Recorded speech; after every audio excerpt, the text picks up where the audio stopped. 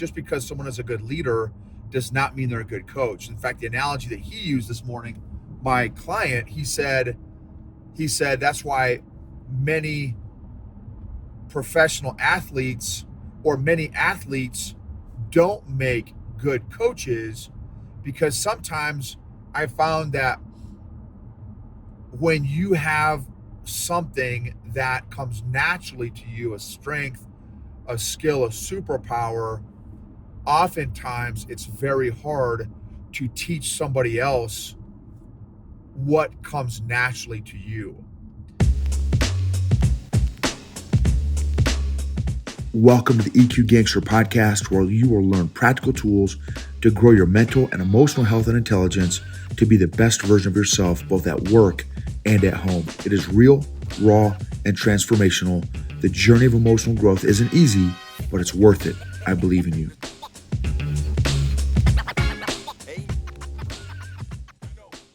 EQ Gangsters, what's up? Just did a fun client visit. Love the in-person client visits. Love checking on the troops, seeing how everyone's doing, and seeing how folks operate in their environments. Met some super people. Again, one of the reasons why I love the in-person stuff. And I do plenty of the hybrid, the remote work as well, but definitely enjoy the in-person stuff also. So this episode is going to be a little bit about what we talked about in the EQ Mafia last night. We discussed a couple things. One is, what is the relationship between emotional intelligence and learning? How good of a learner are you? How strong is your learning muscle? How intentional are you at learning? It seems like, with a lot of the leaders that I'm working with, and I don't know that this is super like revolutionary, but in many companies, their priority is the SME, right? Who is the SME within the company? In other words, who knows the most about a particular subject or topic? Sorry for my YouTube folks, my camera holder thing is not locked in right now, so I apologize. So anyway, so most companies prioritize the SME-ness of somebody, the subject matter expertise of somebody, and whoever knows the most about a particular widget or system or process, in many cases, becomes the leader within that team, that department, that organization, which is not always a good idea. Just because they are good at executing a particular skill level or particular skill at a certain level does not equate to being able to lead. Another one of the clients I had this morning, we talked about the difference between coaching versus leading versus managing.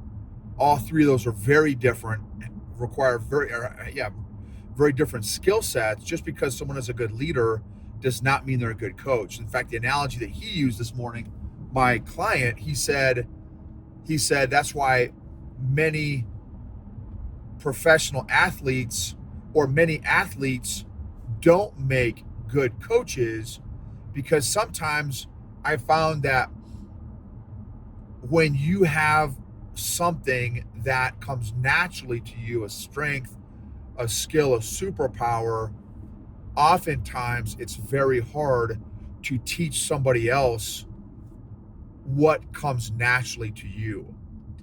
And so that's just something to keep in mind and consider. So what are your strengths? In fact, one of the analogies that I talked about last night during the IQ Mafia was, some people say, well, that's just common sense, whatever the topic is. And I challenged them a lot on, well, it's common sense to those who that information is common to. If it's not common to you, that's not common sense. And the analogy that I use is, how would you say, how's your day? I'm doing great. Tell me about your life in Spanish. And I would say, well, that's just common sense. Like it's common sense. It's common sense to me. Why is it common sense to me? Because I speak Spanish. So it's common sense to me. But if you don't speak Spanish, well, it's not common sense on how to say, how was your day? Tell me about your life, whatever the thing was, right? So it's common sense is common to those who that knowledge is common to. So and then so anyway, what do you feel? What do you think is the relationship between emotional intelligence and leadership? What is the correlation? And again, let's get further more in your kitchen a little bit. How good of a learner are you? How intentional are you at learning? Learning is one of my strengths, and it's been developed in the business cult I was in. They were very big in personal development, self-development, not emotional development, which would have been very helpful at the time. But anyway, I'm very thankful. There's a lot of great lessons that I learned, both some good ones and bad ones. Definitely, they created an environment where learning was a priority. And so, yeah, so because, in that environment as an entrepreneur, learning equates to not just personal growth and development, but ultimately results. The idea is that as you get better at something, as you learn, as you intentionally learn, that should improve, hone, refine your skills, which should lead to higher performance, better performance, more consistent performance, and which goes to better outcomes, better results. And based on that, how intentional are you at learning in the important areas of life, not just becoming a better SME, subject matter expert, at whatever your particular widget is that you do on a regular or daily basis. But what about, being a spending or investing or learning about relationships, communication, culture, conflict, emotional intelligence, emotional health, spiritual fitness, physical fitness. Those areas that literally affect every single other area of our lives. So how can you grow and improve and become more effective at learning? What environments do you learn best in? I did a whole kind of created a whole some content on this whole kind of concept of how to develop and hone and refine your strengths, and not just your strengths, but also any leaders that you happen to be developing or coaching or mentoring. Some really helpful questions and ideas to do that more effectively. So what is the learning hack to make you better and more effective at the spaces in life that you want to get better at and improve in? It's really important. There's another guy I'm coaching right now, and one of the areas that I'm coaching him on is really confidence, connecting, people skills, interpersonal skills, emotional intelligence, a lot of these soft skills that have a direct impact on the bottom line, that back in my days would be poo-pooed. Soft skills don't impact hard skills, or soft skills don't impact the bottom line. Well, now after multiple decades of research and study and stuff, that's all myth. That is a monster myth. The reason, man, so many of these companies that I'm working with, many of the challenges that they are facing are due to a lack of development in areas of soft skills, of a lack of leaders having training, growth, intentionality, accountability in the areas of these soft skills that make a huge difference. How to communicate with different personalities, when to communicate with different personalities, how to be a better listener. Jeepers, crow. If we all got better at listening, and I know we all think that we're great at listening, I would probably argue that if we really studied it, we're probably not very good at listening. How can we get better at listening? Who trains that? How many, who talks about that? How to be a better listener? There's so many different areas that we're just not even aware of that affect and impact our ultimate effectiveness and productivity and outcomes and results, which also affects the teams that we're a part of. Outcomes, results, productivity, engagement, et cetera, et cetera. So this is all very important stuff. How can you get better at learning? When have you learned the most, and what was and why? What was the environment? What were the conditions surrounding you learning so much? How can you be more intentional at recreating those environments, those situations, so that you can learn more effectively? Are you an auditory listener? Are you a kinesthetic listener or learner? Auditory learner, kinesthetic learner, visual learner? Is it a combination of all the different styles? Like what? Figure out how you can be a better, more effective learner. Because I'm telling you, the majority of people, I would argue that the majority of people are not thinking about this. How to become a better learner, how to become more effective at learning, life hacks on learning to make those 1% improvements, those 2% improvements. Jiu-jitsu is another perfect example. And right now, so this is funny because I'm being a little bit hypocritical in this area, because there are a few things that I know I need to do differently to change and improve my jiu-jitsu game.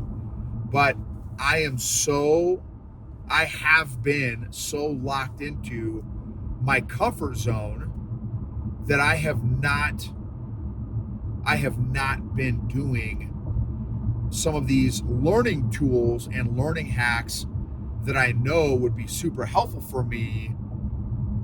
And so I'm stagnating. I'm doing the same moves over and over and over again, which is from one argument could be, yeah, but I'm getting more reps, right? It's the whole Bruce Lee quote, don't practice, 10 kicks 1,000 times, practice one kick 10,000 times. So I can make an argument that, okay, I'm doing the same move, same couple moves over and over and over again. So yes, I'm hopefully dialing in those particular moves.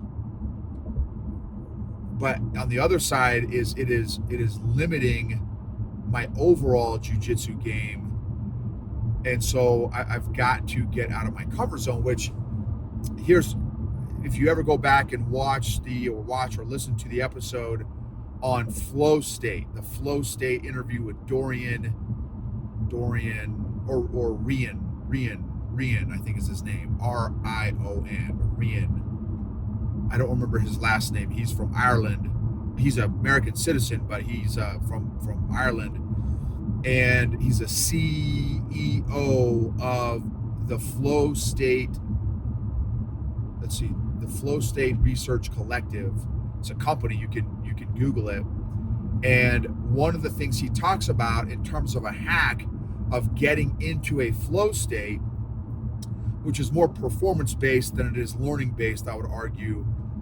Maybe you could make a case for either one. There needs to be, so he talks about this concept in this episode, and it's a while ago. So I know I'm like on the 300s now, but this was like maybe in the late double digits, maybe in the early triple digits, so in the early hundreds somewhere. So it's back a ways, or maybe mid hundreds. And he talks about that to get in the flow state, there's got to be a sweet spot, a balance of fun and tension. So it can't be so much tension that it's stress, anxiety, you shut down. It can't be so fun and easy that there's no tension, there's no friction. It's got to be a kind of this perfect balance, this sweet spot between tension and fun. And that's where the flow state is, again, which optimizes performance and execution, which again applied in this topic would be learning. So how can we figure out how to create the ideal perfect learning environment? And maybe even not ideal or perfect. I mean, I think it's good to identify what the bullseye looks like, but even how can we get close to that? How can we, maybe we can't, maybe it's not a realistic expectation where every time we're learning it has to be this perfect environment. That's not, I don't think that's probably a healthy expectation to create. But I think it's helpful to identify what that looks like, and then also how close can you get to that so that you are maximizing and optimizing your learning and your growth, which will lead to, better performance, more consistent performance at higher levels, and which will lead to better results, outcomes, performance, and engagement. So learning, what's the relationship between emotional health, emotional intelligence, and learning? Some things to chew on. Thank you for being a part of this journey. Emotionally healthy leaders create emotionally healthy cultures and organizations, which lead to and maximize results, outcomes, performance, and engagement.